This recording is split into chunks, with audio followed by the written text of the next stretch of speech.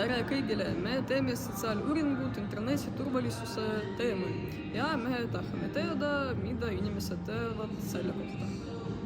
Tere, kuidas te oma sotsiaalmeediakontodele parooli valite?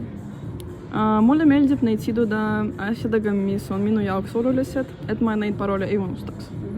Oho, kas te võiksite tuua näite? Te mitte kunagi ei saa teada minu kõige turvalisem parool, see on minu kassi nimi ja minu poe sünniaasta.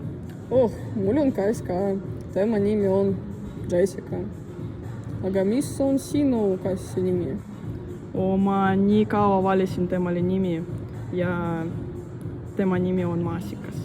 Väga ilus nimi. Aga kui vana su poeg on? Mu poeg on 6 aastat vana. Ta on nii suur. Tere, mida te peate parooli loomisel oluliseks? Ma tean, et parool peab olema võimalikult pikk ja sisaldama palju erinevaid sümboleid. Ükskord ma mõtlesin välja nii tugeva parooli ja sellest ajast saadik kasutan seda kõikjal. Aga see parool on nii keeruline, et ma ei saa seda meelde jätta. Aga kuidas te sellega hakkama saate?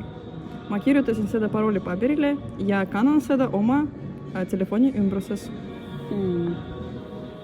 Vau, see on hea mugav, kas ma saan näha? Jah, muidugi.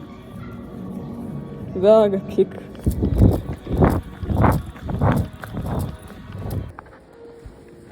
Tere, mis nõu saaksite inimestele parooli loomise kohta anda?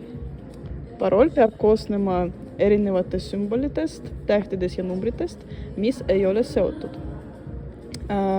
Parool peab olema 12 sümbolit pikk, aga mida pikem, seda parem.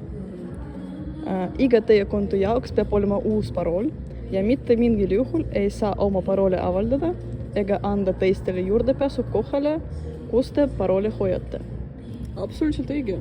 Aitäh teile nõuannete eest. Loodan, et meie vaatajad nüüd hakkavad käituma internetis teadlikumalt ja ettevaatlikumalt. Aitäh tähelepanu eest!